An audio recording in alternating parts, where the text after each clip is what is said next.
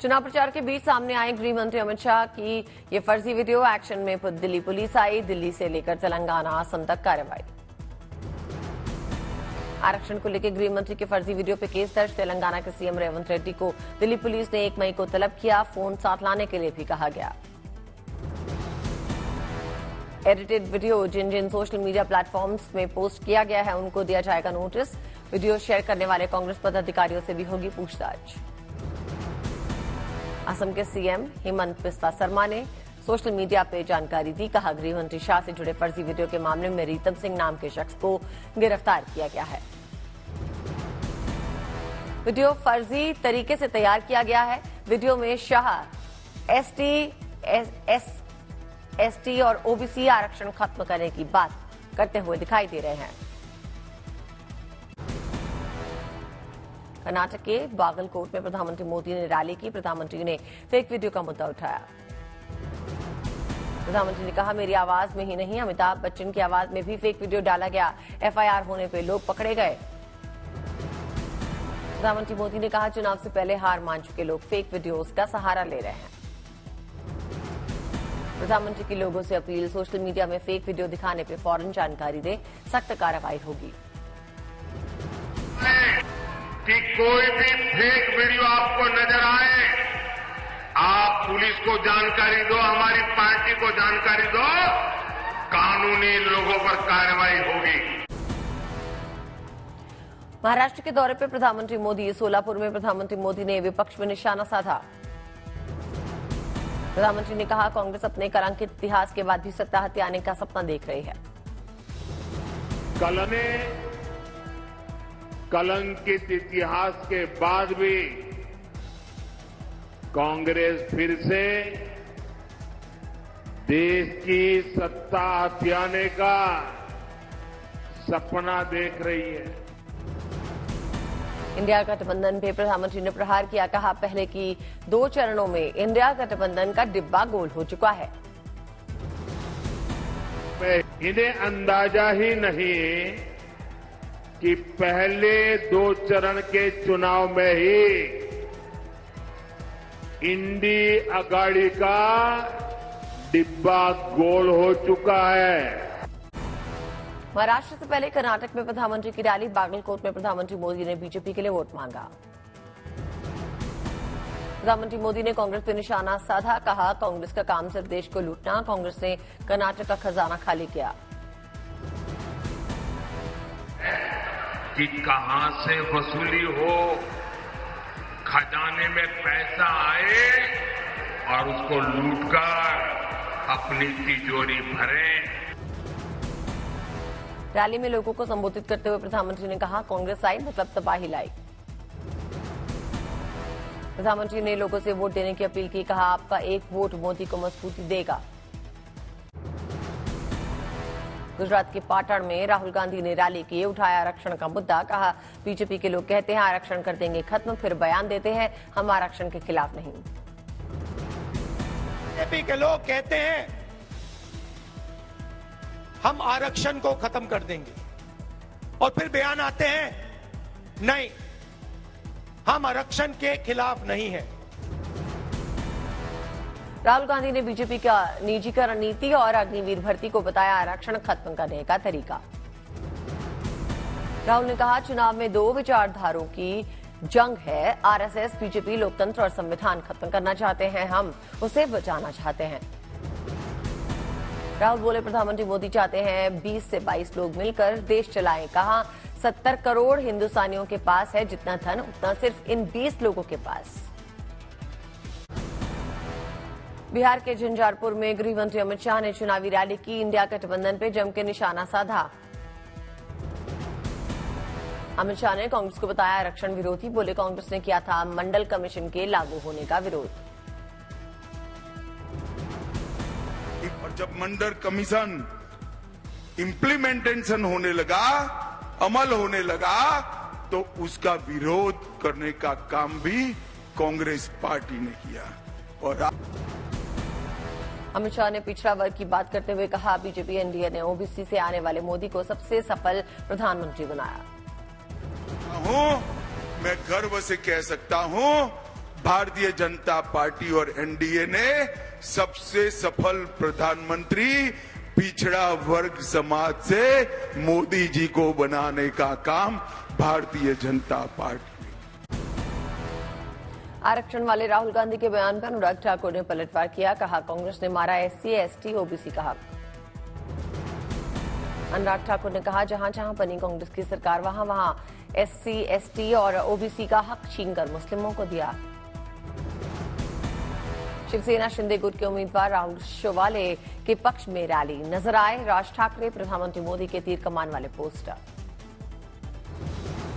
शिवसेना शिंदे गुट की रैली में अजीत पवार और प्रधानमंत्री मोदी की तस्वीर वाले पोस्टर्स आकर्षण का केंद्र रहे, लोगों की उमड़ी भारी भीड़।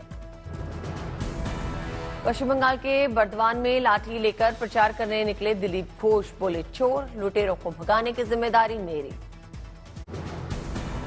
झारखंड में गांडे विधानसभा सीट पे हो रहे उपचुनाव में जेएमएम उम्मीदवार और हेमंत सोरेन की पत्नी कल्पना सोरेन ने नामांकन दिया, 20 मई को होगा मतदान। कल्पना सोरेन ने नामांकन में पहुंचे सरफराज अहमद के पैर छुए। गांडे के पूर्व विधायक और झारखंड के मौजूदा राज्यसभा सांसद हैं सरफराज अहमद। पश्चिम बंगाल की सोरामपुर लोकसभा सीट से बीजेपी के कबीर शंकर बोस ने पर्चा भरा, राजस्थान के सीएम भजनलाल शर्मा भी मौजूद रहे। संदेश खाली मामले में सुप्रीम कोर्ट से नहीं मिली ममता सरकार को राहत, सुप्रीम कोर्ट ने हाईकोर्ट के फैसले पर रोक से इंकार किया। हाईकोर्ट ने संदेश खाली में जमीन हड़पने, यौन उत्पीड़न के आरोपों की सीबीआई जांच का निर्देश दिया। सुप्रीम कोर्ट ने रोक नहीं लगाई, जारी रहेगी सीबीआई जांच। बिहार के बेगूसराय में गृह मंत्री अमित शाह ने जनसभा को संबोधित किया, इंडिया गठबंधन पर निशाना साधा। विदिशा से बीजेपी प्रत्याशी शिवराज सिंह चौहान ने रायसेन में रोड शो किया, लोगों ने स्वागत किया। बिहार के अररिया में सीएम नीतीश कुमार ने जनता को संबोधित किया, बिहार सरकार के मंत्री और विधायक रहे मौजूद। एटा में सपा अध्यक्ष अखिलेश यादव की रैली, चुनावी चंदे को लेकर बीजेपी पर आरोप लगाया, कहा वैक्सीन बनाने वाली कंपनी तक से लिया चंदा। इन्होंने तो उसको भी नहीं छोड़ा, जो वैक्सीन वाली कंपनी थी उससे भी पैसा वसूल लिया। जो कोरोना में वैक्सीन लगवा रहे थे उस कंपनी से चंदा वसूला कि नहीं वसूला। लोकसभा चुनाव को लेकर रक्षा मंत्री राजनाथ सिंह ने ताल ठोकी, लखनऊ सीट से नामांकन किया। नामांकन से पहले मंदिर पहुंचे रक्षा मंत्री राजनाथ सिंह, भगवान का आशीर्वाद लिया। यूपी के उप मुख्यमंत्री ब्रजेश पाठक भी मौजूद रहे। बीजेपी कार्यालय से रथ पे सवार होकर नामांकन करने पहुंचे राजनाथ सिंह, रैली में उमड़ा कार्यकर्ताओं का हुजूम। जुलूस में राजनाथ सिंह के साथ सीएम योगी भी मौजूद रहे, रथ पे बीजेपी के कई दिग्गज भी दिखाई दिए। अयोध्या से भगवा पहनकर आए बटकों ने रैली में हिस्सा लिया, लोगों में दिखा जबरदस्त उत्साह। यूपी के अमेठी से बीजेपी की उम्मीदवार स्मृति ईरानी ने पर्चा भरा, अमेठी से मौजूदा सांसद हैं स्मृति ईरानी। नामांकन से पहले स्मृति ईरानी ने रोड शो किया, मध्य प्रदेश के मुख्यमंत्री मोहन यादव भी साथ में नजर आए। स्मृति ईरानी के नामांकन को लेकर कार्यकर्ताओं में दिखा जबरदस्त उत्साह, बड़ी संख्या में कार्यकर्ता जुटे।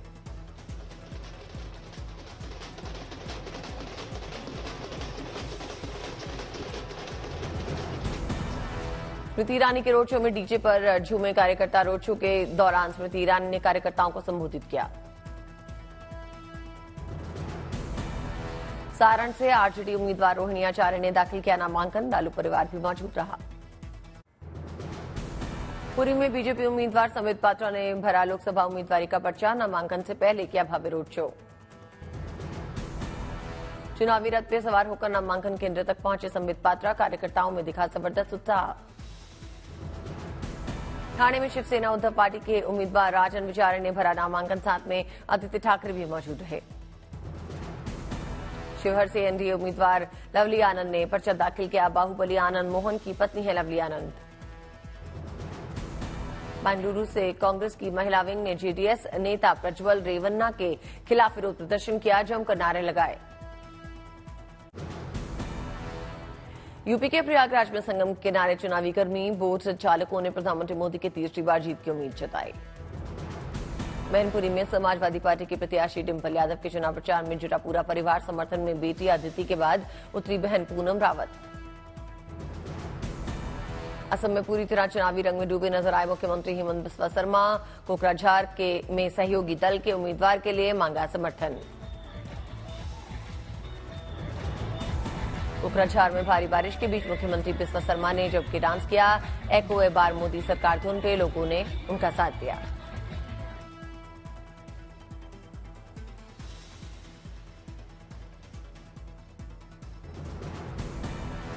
दक्षिणी दिल्ली लोकसभा सीट को लेकर बड़ी सरगर्मी। बीएसपी ने अब्दुल बसित को बनाया अपना उम्मीदवार। पश्चिम बंगाल के पूर्व मेदिनीपुर इलाके में बीजेपी नेता सुवेंदु अधिकारी ने चुनावी सभा में हिस्सा लिया। लोकसभा चुनाव में बीजेपी के पक्ष में मतदान करने की अपील की। हिमाचल प्रदेश के चंबा में भरमौर के बीजेपी विधायक जनक राज ने जनसंपर्क किया। कंगना रनौत के पक्ष में वोट मांगा। कैथल में बीजेपी उम्मीदवार के समर्थन में निकाली गई संकल्प रैली। मनोहर लाल खट्टर ने भी हिस्सा लिया। दिल्ली के देवली इलाके में आम आदमी पार्टी की चुनावी जनसभा। गोपाल राय ने लोगों को संबोधित किया। यूपी में बीएसपी ने लोकसभा चुनाव के लिए तेज किया चुनाव प्रचार। सीतापुर में आकाश आनंद ने चुनावी रैली को संबोधित किया। तेलंगाना के निजामाबाद लोकसभा क्षेत्र में कांग्रेस उम्मीदवार टी जीवन रेड्डी ने तेज किया चुनाव प्रचार। अनकापुर गांव के किसानों के साथ बातचीत की। आंध्र प्रदेश के विजयवाड़ा में बीजेपी उम्मीदवार सुचना चौधरी ने चुनाव प्रचार किया। लोगों से समर्थन मांगा। अमरावती में तेलुगु देशम पार्टी ने चुनावी रैली की। महासचिव नारा लोकेश ने लोगों को संबोधित किया। एमपी के गुना में चुनाव प्रचार का अनोखा अंदाज दिखा। बीजेपी प्रत्याशी सिंधिया की पत्नी प्रियदर्शनी सिंधिया पान खाते हुए प्रचार करती नजर आई। लंदन में दिखी प्रधानमंत्री नरेंद्र मोदी की लोकप्रियता। प्रवासी भारतीयों ने रन फॉर मोदी और फ्लैश मॉब इवेंट का आयोजन किया। Attention, power is now.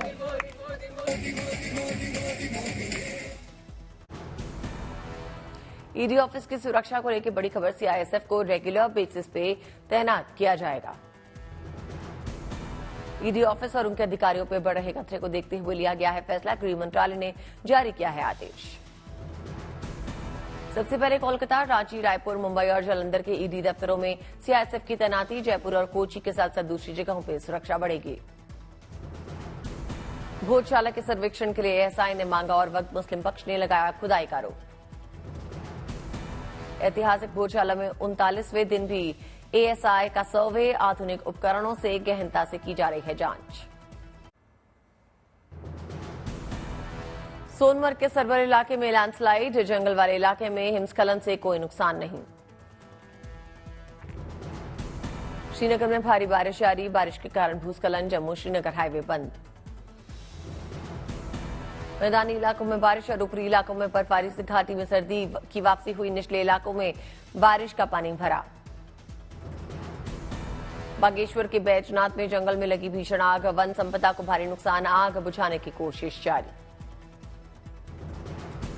नहीं बुझ रही जंगल की आग। खटीमा के कुमाऊं इलाके के जंगलों में आग का कहर। बारिश के बाद उत्तराखंड के जंगलों में लगी आग पर थोड़ा काबू पाया गया। अल्मोड़ा, बागेश्वर और रुद्रप्रयाग के जंगलों में अभी भी आग जल रही है। नैनीताल में सेना के साथ साथ एनडीआरएफ ने मोर्चा संभाला। आग बुझाने का काम लगातार जारी। पौड़ी के जंगल में लगी आग ने विकराल रूप लिया। 86 हेक्टेयर जंगल अब तक जलकर खाक हुआ। अल्मोड़ा में पाताल देवी के पास भीषण आग लगी। रिहायशी इलाकों पर पहुंचने से पहले आग पर काबू पाया गया। अल्मोड़ा में आग लगने की खबर के साथ ही अलर्ट हुआ वन और दमकल विभाग। हादसे के तुरंत बाद ही राहत कार्य में जुटा विभाग।